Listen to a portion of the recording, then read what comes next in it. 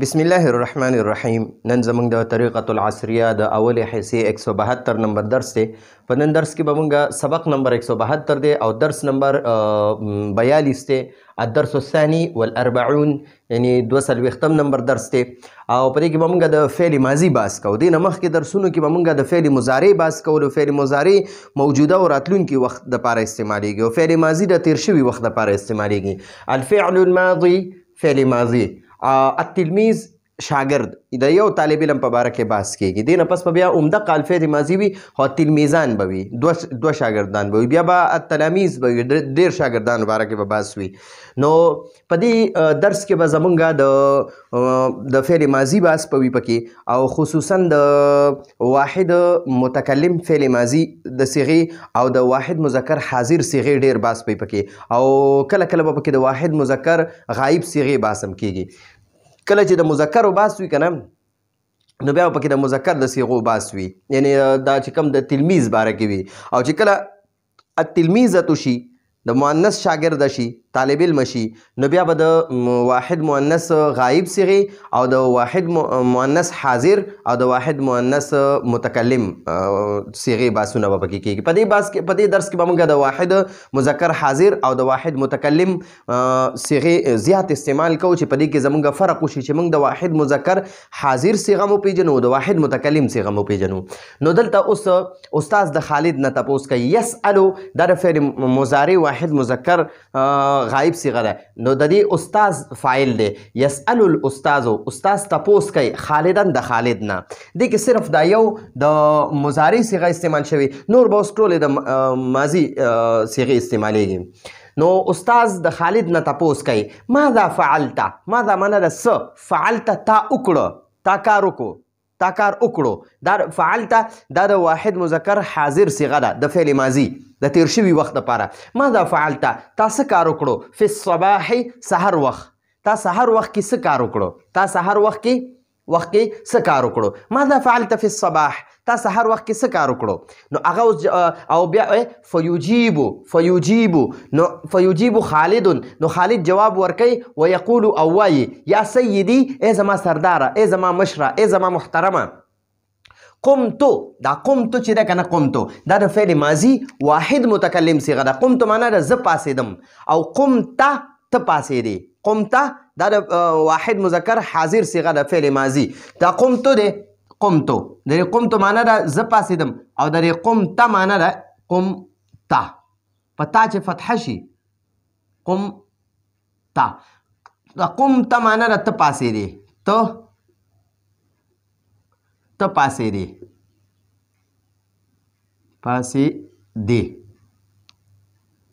ته پاسېدې. او قمتو معنا ده زه پاسېدم.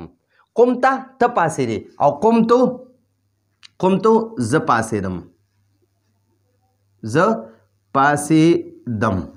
ٹھیک شوه. قمتو زه پاسېدم فی الصباح سحر الباکر وختي، زه سحر وختي پاسېدم. قمتو فی الصباح الباکر زه سحر وختي کې پاسېدم. وتوضأت او ما اودس وکړو. توضأت فعل ماضي واحد متکلم صیغه ده. وتوضأت او ما اودس وکړو. وتوضأت او ما اودس وکړو چې وی تا اودس وکړو نو وتوضأت په دې تا به زبر کې، نو د دې معنا تا اودس وکړو سړي ته چې وی. او وتوضأت معنا ده ما اودس وکړو. وذهبت او زه لاړم. نو ګورئ دا توضأت چې دی که نه دا د فعل ماضي واحد متکلم صیغه ده او ذهبت دا هم د فعل ماضي واحد متکلم صیغه ده. ذهبت زه لاړم الی المسجد جماعت ته، او زه جماعت ته لاړم. صلیت فعل ماضي صیغه ده واحد متکلم ده ما منځ وکړو او چې وی تا منځ وکړو نو صلیت تا منځ وکړو. نو وصلیت الفجر او ما د سحر منځ وکړو، د فجر منځ مې وکړو. مع الجماعت جمع سره، مع الجماعت جمع سره، نو ما د سحر منځ جمع سره وکړو. اوس وایي وتلوت القرآن الکریم، وتلوت ما تلاوت وکړو او تلوت تا تلاوت وکړو. وتلوت القرآن الکریم او ما د قرآن کریم تلاوت وکړو. ثم رجعت بیا زه واپس رالم. ثم رجعت بیا زه واپس رالم الى البيت کور ته. ثم رجعت الى البيت بیا زه کور ته واپس رالم. وتناولت او ما وکړه، ما وخوړه تناولتو ما وخوړه، تناولته تا وخوړه. الفطوره ناشته، وتناولت الفطوره او ما ناشته وکړه، یعنی د سهار خوراک مې وکړه. د سهار وخت کې چې کوم خوراکي نو هغې ته ناشته وایي. د غرمې وخت کې خوراک ته غدا وایي، غدا. او د ماسخوتن خوراک ته عشا وایي، عشا. یو عشا وي، عشا د عین لاندې زیر، نو هغه د ماسخوتن مونځ ته وایي، عشا د ماسخوتن مونځ. او عشا په عین چې زبر وي عشا، نو دا د ماسخوتن خوراک ته وایي. او فطور دا د ناشتې ته وایي، د سحر خوراک ته وایي. وتناولت الفطوره او وتناولت او ما وکړه الفطوره ناشته، او ما ناشته وکړه. تناولت معنا ما وخوړه، الفطوره ناشته. نو خلک داسې نه وایي چې ما ناشته وخوړه، خلک وایي ما ناشته وکړه. نو همدغه شان معنا به وکړو وتناولت الفطوره او ما وکړه الفطوره ناشته. نو ما ناشته وکړه، ما ناشته وکړه. اخذت معنا ما واخسته، ما واخسته، یعنی او اخذت معنا د تا واخسته. نو اخذتو دا د فعل ماضي واحد متکلم صيغه ده. په دې درس کې ټول د فعل ماضي واحد متکلم صيغې دي. په دې اول درس کې په دې ښکته استفهامي جملو کې بیا یو طرف ته به د واحد مذکر حاضر صيغه وي د فعل ماضي، او بل طرف ته به د واحد متکلم صيغه وي د فعل ماضي. نو اخذت معنا ما واخسته، کتبي خپل کتابونه، کتبي خپل کتابونه. کتب د کتاب جمع ده، او یا چې ورسره ولګي نو دا کتب مضاف ته دا یا ولا مضاف الیه دی. نو خپل کتابونه. واخذت کتبي او ما خپل کتابونه واغسته، واخذت کتبي او ما خپل کتابونه واغسته. وسلمت او ما سلام وکړو، ما سلام وکړو علی ابي و امي، خپل پلار او مور ته، ما خپل پلار او مور ته سلام وکړو. وجئت او زر عالم، وجئت او زر عالم الى المدرسه، مدرسې ته. وجئت نو دا جئت چې دا د فعل ماضي واحد متکلم صيغه ده. صليت فعل ماضي واحد متکلم صيغه ده. اخذت فعل ماضي واحد متکلم صيغه ده. تناولت، رجعت، تلوت، صليت، توضأت، قمت او فعل. بس دا فعلت چې دا فعل ماضي واحد مذکر حاضر صيغه ده، واحد مذکر حاضر صيغه ده د فعل ماضي. او نور دا ټولي چې دي دا فعل ماضي واحد متکلم صيغې دي. د په کوم کې چې اخره کې دا اوږده تا ده او پیش ته پی، نو دا د واحد متکلم د فعل ماضي واحد متکلم علامت دی. د واحد متکلم په اخره کې فعل ماضي واحد متکلم صيغې اخره کې به اوږده تا وي او پیش به وي پی. تو معنا ده مې، تو معنا ده زه، او ته معنا ده ته، ته او تو زه، ته تو زه، ته تو زه. نو چې تو وی کنه نو معنا ده زه، او چې تا وی تا دا وګوره فعلته نو معنا ده تا وکړه دا کار. ٹھیک شو. نو وجئت الى المدرسه او زه مدرسې ته راغلم. نو دا د خالد د خپل استاد ته ټوله قصه کوله. خالد نه د استاد تپوس کو، وایي ته سحر کې چې پاسې نو څه کې؟ نو هغه جواب ورکوي، خالد ورته وایي زما مشره، زما استاذه، زما محترمه، زما سرداره، زه سحر وختي پاسم او دس کوم، جمعات ته ځم، جمع سره مونځ کوم، د قرآن کریم تلاوت کوم، بیا کور ته واپس راځم، سحر ناشته کوم، خپل کتابونه راخلم او پلار او مور ته سلام کوم او مدرسې ته راځم. نو دا ټوله د ورځې کارګزاري ورته بیان کړه. اوس ښکته استفهامیه جملې دي. استفهامیه معنا د سوالیه، دې طرف ته سوالونه شوي دي او دې طرف ته جواب ورکړی دی. نو زه به دې ته ولیکم سوالیه جملې، سوالیه جملې، او دې طرف ته به ورته ولیکم جوابیه جملې، جوابیه جملې. ټیک شو دي. نو یو طرف ته سوالیه جملې دي دا، ٹھیک، او دې طرف ته ورله دا جوابیه جملې دي، جوابونه هم ورکړي دي. نو د محمود نه تپوس کوي، یا محمود، ای محمود، متا معنا ده کم وخت، کله، څه وخت. قمته ته پاسې. ګوره دا اوس د فعل ماضي واحد مذکر حاضر صيغه ده، چې یو سړي ته وایي چې ته پاسې، نو هغه ته به وایي قمته. متا قمت فی الصباح، ته سحر وخت کې څه وخت پاسې، ته سحر څه وخت پاسې، ته سحر څه وخت پاسې. متا قمت فی الصباح، ته سحر څه وخت پاسې. متا معنا ده څه وخت، او قمت معنا ده ته پاسې. فی الصباح سحر، فی الصباح سحر، ته سحر کله څه وخت پاسې. نو ګورئ دا قمت معنا ده ته پاسې، او قمت معنا ده زه پاسم. نو دا اوس جواب ورکوي، نه دا قمت معنا ما غلطه وکړه.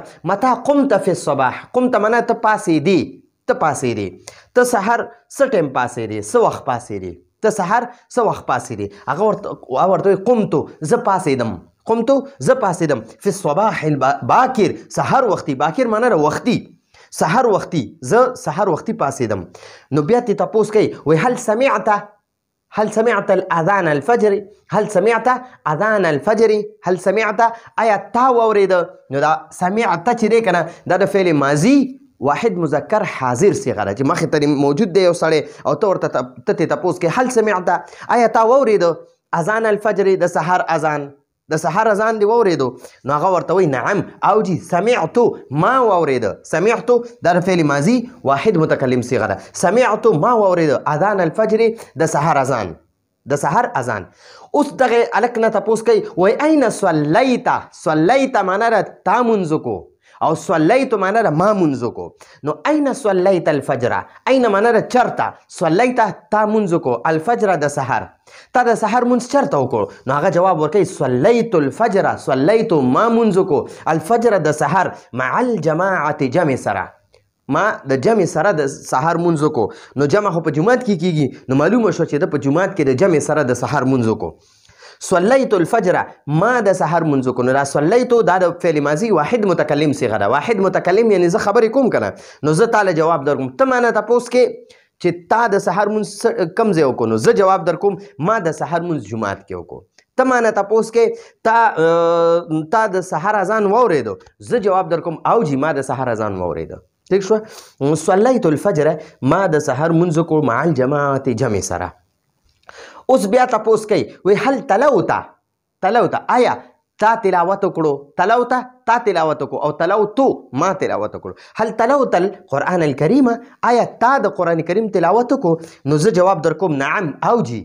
ته مانه تپوس کې چې تا د قرآن کریم تلاوت وکړو نو زه جواب در کوم نعم او جی تلوتو ما تلاوت وکړو القرآن الکریم د قرآن کریم. ٹھیک شو. نو دا تلوتو د متکلم صیغه ده. زه خبرې کوم زه متکلم یم. ته مانه تپوسونه کوې نو ته حاضر یې ته مذکر حاضر یې. ها اوس ته بیا مانه تپوس کوې ماذا شربت فی الصباح تا سحر وخت کې څه وڅکل. ماذا معنی ده څه شربت تا وڅکه فی الصباح سحر وخت کې یعنی تا سحر څه وڅکل تا مانه تپوس وکړو. زه اوس جواب در کوم شربتو ما اوس کړه لبنن پی ما پی اوس کړل. اوس ته بیا مانه تپوس کې ماذا اکلته ماذا معنی ده څه اکلته تا وخوړه فی الفطور ناشته کې فطور ناشتې ته وایي. ماذا اکلته فی الفطور تا ناشته کې څه وخوړه. ماذا اکلت ته مانه تپوس کې ته تپوس کې چې تا څه وخوړه تا ناشته کې څه خوراک وکړو. نو ماذا اکلته تا څه وخوړه فی الفطور په ناشته کې. نو زه اوس جواب در کوم اکلتو ما وخوړه خبزا روټۍ و بیضا او انډه موږ ورته اګۍ وایو پښتو کې اردو کې ورته انډه وایي. اکلتو خبزا و بیضا اکلتو ما وخوړه خبزا روټۍ و بیضا او اګۍ. ٹھیک شو. نو ما انډه او روټۍ وخوړه سحر ناشته کې. نو دا یو طرف ته چې دی د سوالیه جملو کې د فعل ماضي واحد مذکر حاضر صيغه استعمال دی او د جوابیه جملو کې د فعل ماضي واحد متکلم صيغه استعمال دی. دا دې لپاره ورکړی چې مونږ د مذکر حاضر صيغه مو پیژنو فعل ماضي کې او د مذکر یعنی واحد متکلم صيغه مو پیژنو. نو دا د واحد متکلم صيغه داسې ده چې دا ښځې به هم عمده دا صيغه به ځان له استعمالوي او سړي به هم ځان له دا استعمالوي. خو دلته کې یو تلمیذ دی او شاګرد دی هغه نه تپوسونه کېږي هلک دی. نو دلته کې هلک ځان دپاره دا قمتو سمعتو صلیتو تلوتو شربتو اکلتو دا د واحد متکلم صيغې ځان له استعمالوي.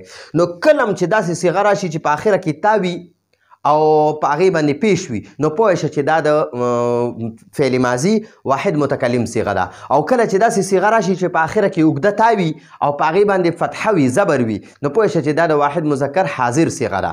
ټیک شو نو مونږ د مذکر تذکره کو نو دا پکې مونږ د حاضر فعل ماضی واحد مذکر حاضر صيغه مشق کو او د اړخته د فعل ماضی واحد متکلم د مذکر د پاره د واحد متکلم صيغه مشق کو نو کوشش وکړو چې دا ځان سره لیکو او دا درس بار بار وورو او په دې کې مونږ د واحد مذکر حاضر صيغه او د واحد متکلم صيغه بیلې ولیکو او د نورو فعلونو نم د واحد مذکر حاضر صيغه د فعل ماضی او د واحد متکلم د فعل ماضی صيغه رو باسو نو ان شاء الله مونږ په دې باندې ډیر ماهر شو نو دا زمونږ د نن ورځې درسو راتلونکي درس پر اجازه غواړو هذا هو المرام والله اعلم بحقيقه الكلام